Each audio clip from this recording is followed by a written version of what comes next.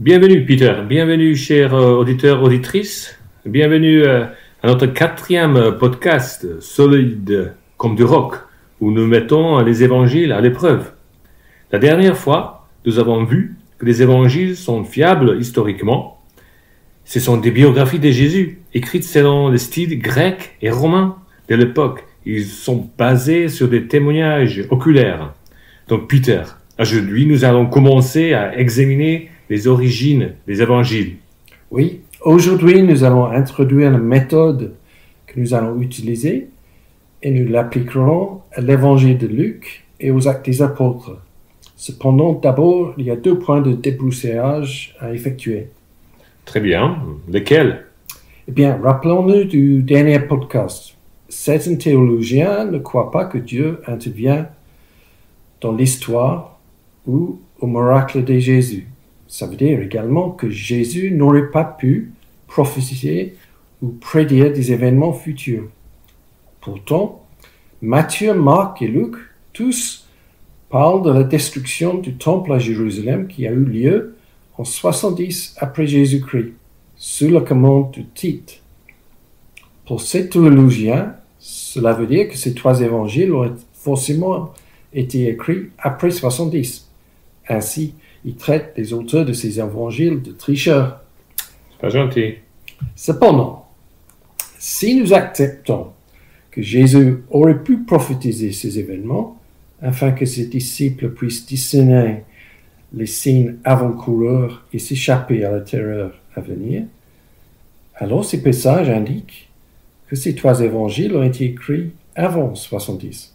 Darrell Bock, auteur d'un livre sur l'évangile de Luc de plus de 2000 pages que j'ai à la maison, juge même que la destruction du temple à Jérusalem était prévisible dès le temps de Jésus.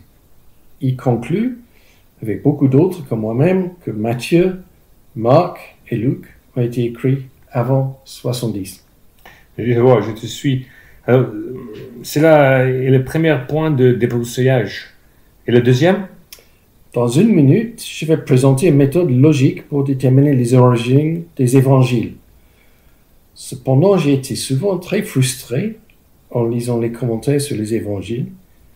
Ils débutent tout à fait logiquement en examinant ce que les sources historiques disent, et puis, soudain, à mi-chemin, ils affirment que de tous les évangiles, Marc a dû être écrit en premier.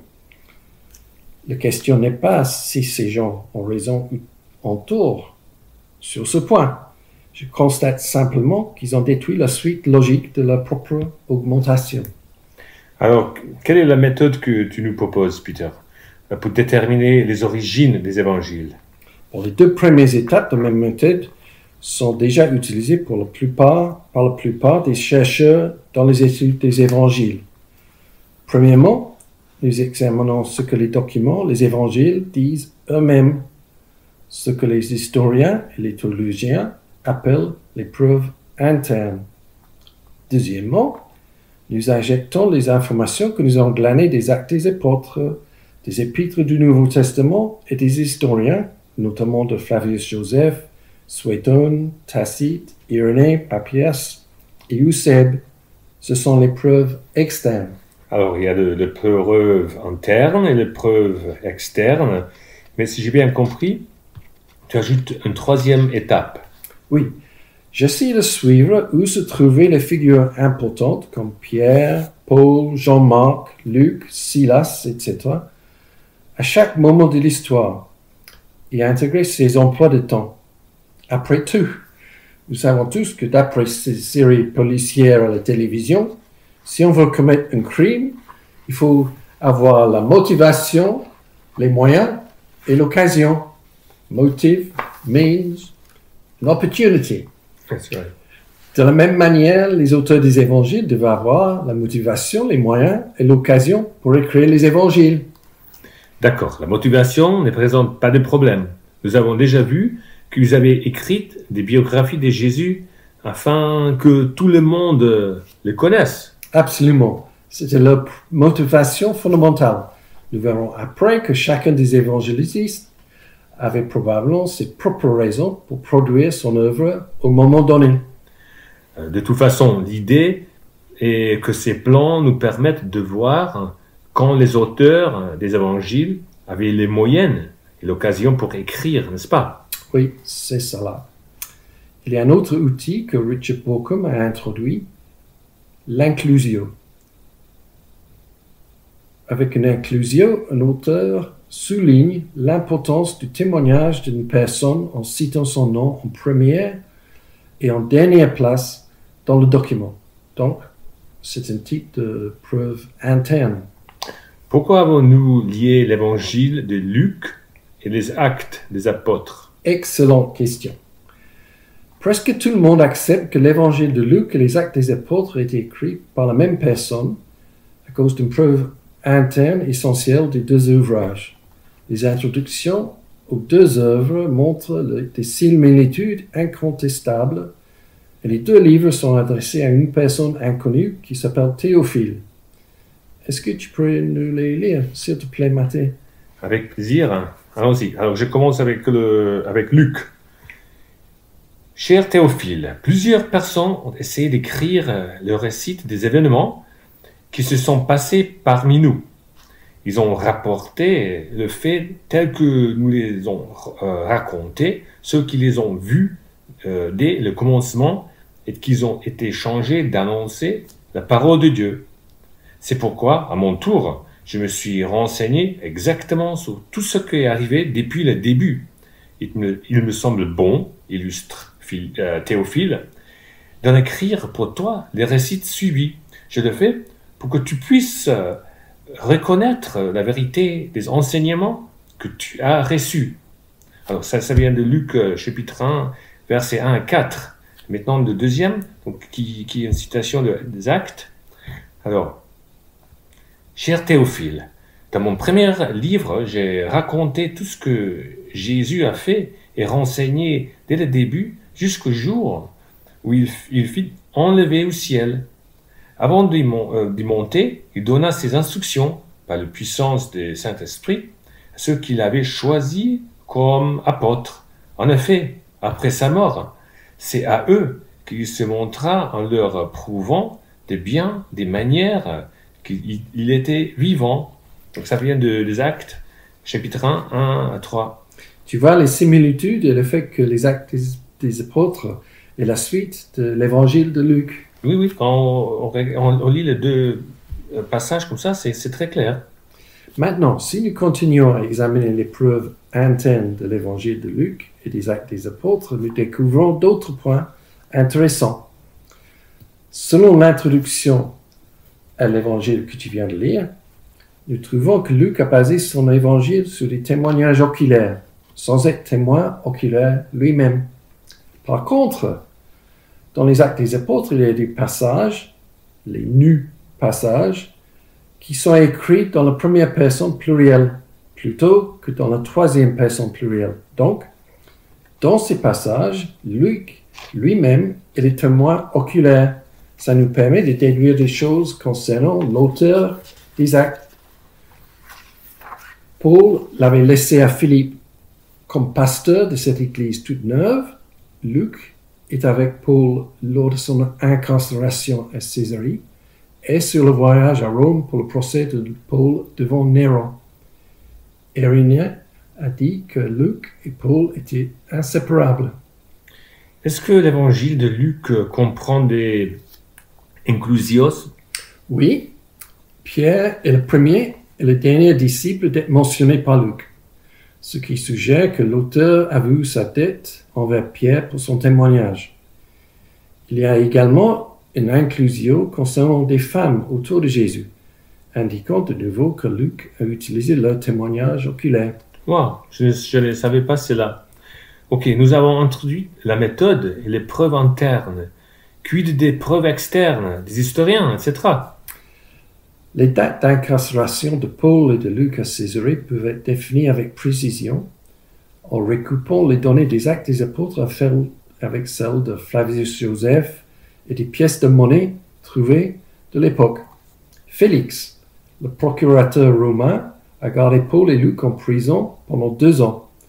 Cependant, Porcius Festus, son successeur, a traiter la question rapidement dès son arrivée en juillet 59. Le naufrage à Malte a eu lieu après le jour du Grand Pardon en octobre 59. Cela veut dire que Paul et Luc sont arrivés à Rome en février 60 et que Paul était assigné à résidence jusqu'à décembre 61. Et quelle autre information trouvons-nous dans l'épreuve externe? Eusèbe nous informe que Paul a été libéré après son premier procès à Rome et a recommencé à prêcher. Il existe une toile d'autres indices historiques qui nous mènent à la même conclusion, mais nous n'avons pas le temps de les citer aujourd'hui. Pour plus de détails, il faut consulter chapitre 6 de mon livre « Solide comme du roc, mettons les évangiles à l'épreuve ».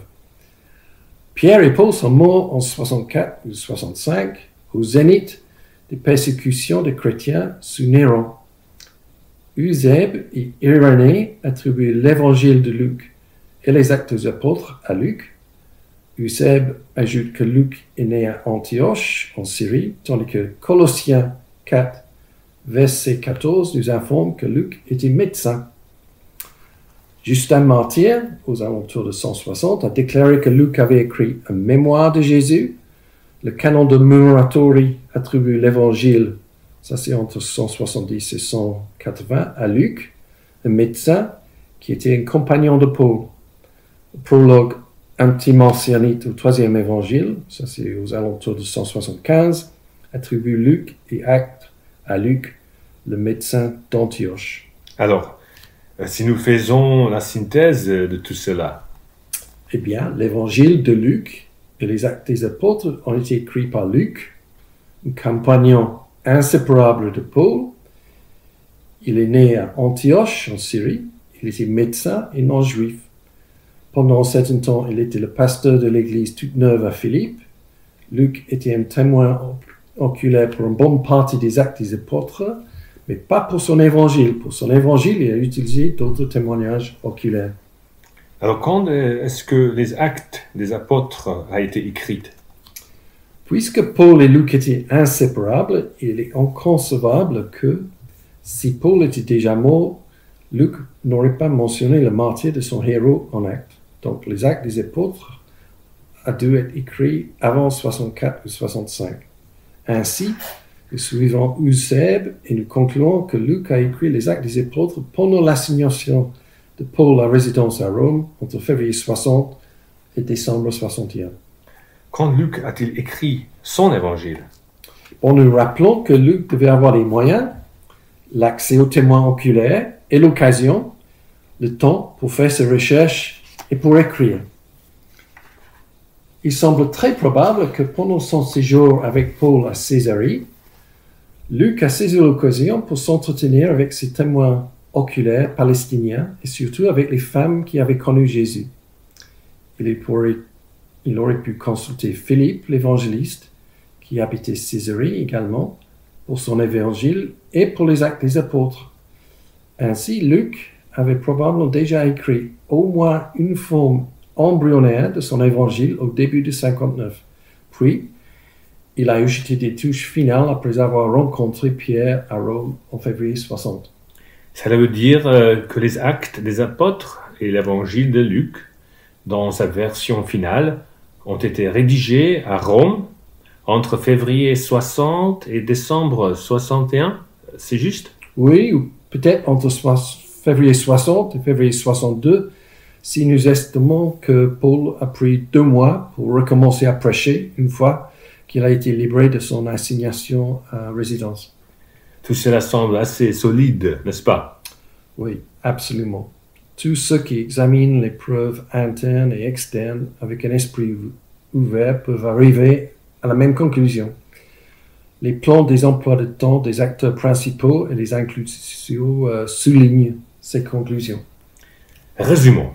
L'évangile de Luc et les actes des apôtres ont été écrits entre février 60 et février 62 par Luc, un médecin non-juif, né à Antioche, en Syrie. C'était le compagnon inséparable de Paul. Pendant un certain temps, c'était le pasteur de l'église toute nouvelle de Philippe. C'était un témoin oculaire pour une bonne partie des actes des apôtres, mais pour son évangile, il a utilisé les témoignages oculaires des autres, notamment celui de Pierre et des femmes qui avaient bien connu Jésus. C'est cela. Et nous n'avons même pas évoqué le fait que les actes des apôtres est l'œuvre d'un historien de premier rang, où un nombre incroyable de détails ont été confirmés par les découvertes archéologiques. Merci Peter, merci beaucoup. Je crois que nous avons compris comment la méthode fonctionne. Nous examinons les preuves internes, ensuite les preuves externes, puis les emplois du temps des acteurs principaux et les preuves inclusio. Et nous en faisons la synthèse. Et nous avons découvert que les origines de l'évangile de Luc, des actes des apôtres, sont vraiment solides comme de roc. Exactement. Alors, qu'est-ce que tu nous as préparé pour la prochaine fois? La prochaine fois, nous serons proches de Noël, donc nous allons considérer l'étoile de Bethléem. Entre-temps, il y aura également un podcast hors série concernant les leçons spirituelles à tirer de nos expériences de confinement. C'est super. Donc, à la prochaine fois, Peter, chers auditeurs, auditrices, et merci pour votre fidélité. Que Dieu vous bénisse. Oui, merci.